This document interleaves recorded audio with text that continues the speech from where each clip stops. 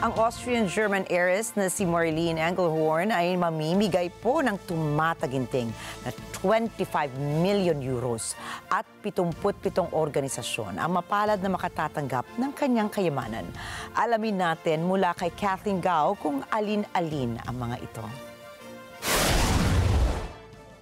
Ang 32 anyos na aktivista na nagtataguyod ng mas mataas na buwis sa mayayaman ay sumikat noong Enero.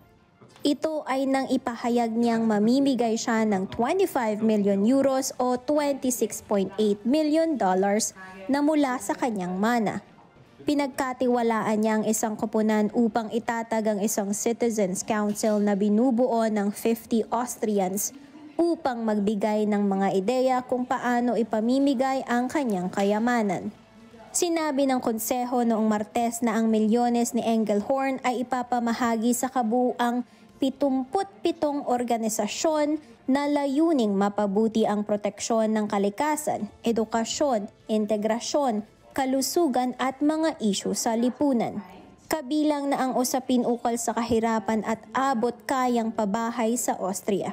Hindi dumalo si Engelhorn sa press conference noong Martes matapos mag-withdraw sa proseso pagkatapos mailunsad ang konseho.